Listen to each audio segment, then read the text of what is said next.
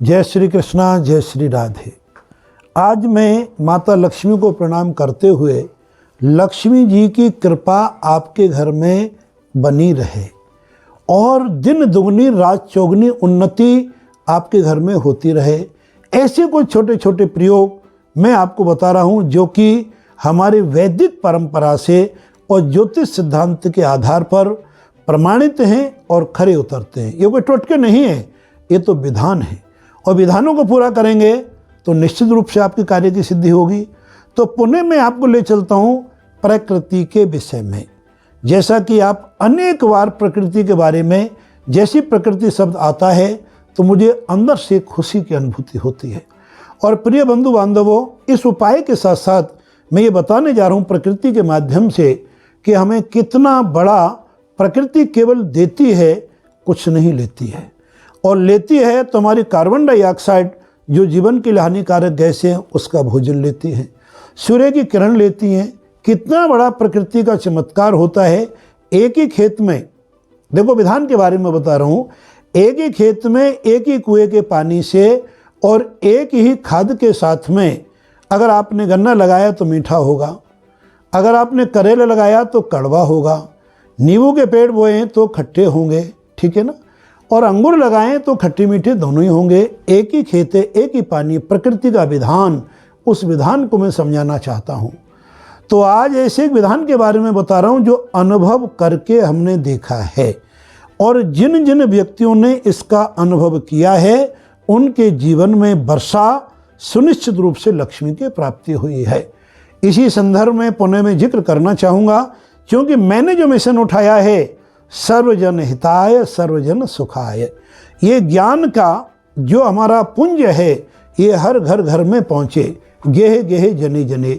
तो उसके लिए पहले तो मैं आग्रह करना चाहूँगा कि लाइक बनता है तो ज़रूर लाइक करें, प्रकृति के प्रेम करें और हमारे बेल आइकॉन के साथ में आचार्य जयनंद कटारा चैनल को जरूर सब्सक्राइब करें यदि अभी तक आपने नहीं किया है तो। आज मैं प्रकृति के संदर्भ में जो बोलने जा रहा हूँ, हमारे वृक्षों के राजा वो है पीपल का पेड़। पीपल के पेड़ के बारे में कई और भी मैं छोटे छोटे विधान आपको बता चुका हूँ। पीपल पेड़ एक कलयुग में कल्प वृक्ष के समान है। उस कल्प वृक्ष के समान में आप जो कुछ मांगेंगे वो आपको प्राप्त होता है। किंतु यहाँ मैं ज्ञान की गरिमा के साथ साथ कर्म की महिमा का भी बखान कर देता हूँ।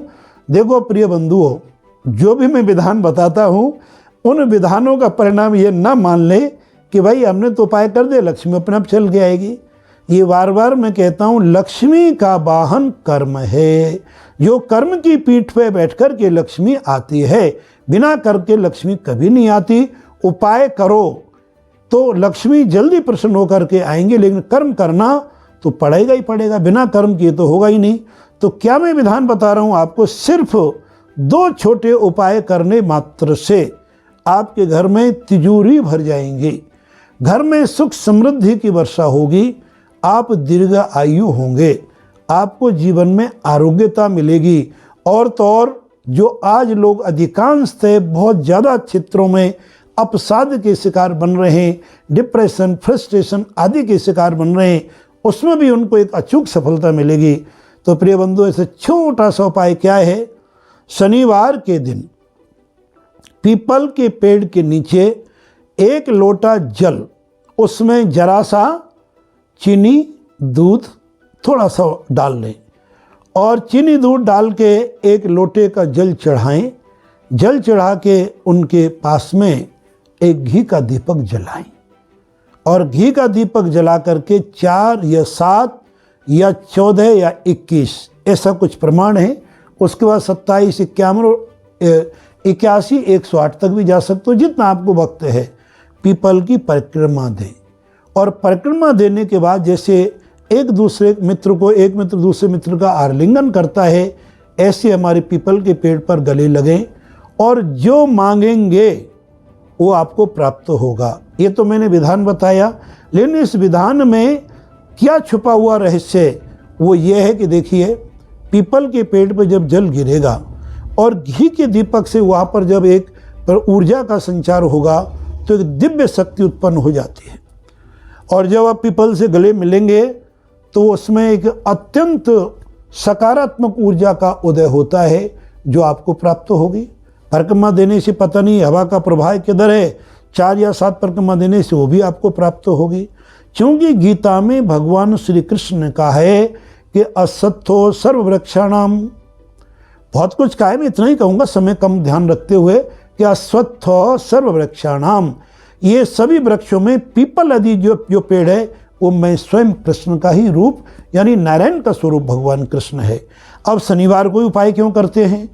जैसा कि पूर्व वीडियो में मैंने बताया, शनिवार के दिन लक्ष्मी माता का निवास सीधा होता है। वैसे तो 33 करोड़ के देवी देवताओं का वास बताया है पीपल के वृक्ष में।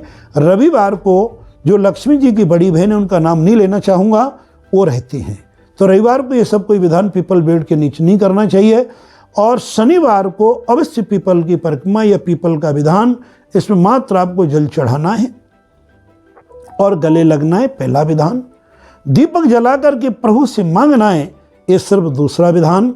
इन दोनों विधान को करके देखो, मैं गारंटी करता हूँ, आपको प्रमाणित करता हूँ कि जितना आप मांगेंगे उससे ज़्यादा ही मिलेगा।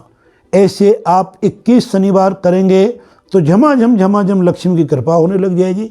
फिर आप इसको जितनी मर्जी करते जाओ, एक बार 21 बार आप नियमित कर दो। कुछ ग्रंथों में 27 शनिवार लिखा है, लेकिन 27 बहुत ज़्यादा हो जाता है, तो हमने 21 का चुनाव किया। 21 शनिवार करो और 21 शनिवार करने के पश्चात जब आपको अच्छा लगे तो करते रहो, बस इसमें तो लाभ ही लाभ है। आज की वीडियो में बस सिर्फ ये पीपल देवता जो भगवान विष्णु को प्रणाम करते हुए ये विधान मैंने बताया है। इस विधान को सभी आप अपनाएं, लाभ प्राप्त करें और कर्म को जरूर अपनाएं, साथ में ये भी ध्यान रखें। जय श्री कृष्णा और जय श्री राधे।